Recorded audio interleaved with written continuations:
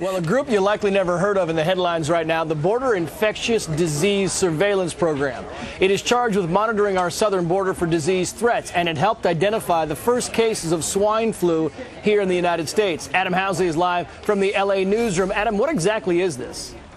Well, it's basically a way to connect the dots, Trace, by taking clinics on our side of the border and on the Mexican side of the border, helping communication between the two with new technologies, also taking federal, state, and local agencies, having them all communicate together, a way to get and find out, for example, influenza strains. And that's what really happened back in 2005 when this all began. And this little program only gets about $5 million a year in funding, Trace.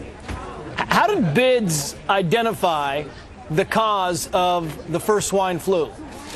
Well, it's a new technology. I want to get this right. It's called IBIS T5000. It's created by a company in Carlsbad, and this allows basically, for example, in this case, there was a boy who was tested at the Naval Center in San Diego, a girl in Brawley, California, and what this did is it matched and said, wait a second, the two strains don't make sense with the normal influenza strain, but they match each other, and it gave them an idea that this was happening. We had a chance to talk to the vice president of the company that developed this system, and here's what he had to say. Technologies that are in use today involve sequencing, which is a very cumbersome and time-consuming process, or it involves culture, which often takes days and is often non-informative.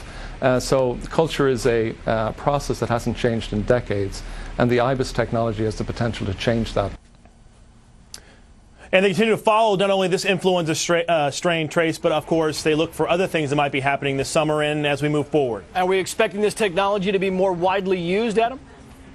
Yeah, it is expanding, and again, right now it's only a $5 million program, so some people are calling for more money to go into it. It gives you an idea of what it did in this case, because they got it early on, Trace. And again, it's about communication between the United States, Mexico, federal, state, and local authorities, stuff that used to be open. They used to call it a wide gap, but now this system and the communication is really helping both countries and the agencies work with each other to basically designate this stuff as it comes through. And I have to respond to Keating, Trace. You know, the Los Angeles Bureau, we have multiple stories a day. We don't have Florida's idea where they get one a week or once a month. I mean, heck, what do you expect? Oh, snap. Wow.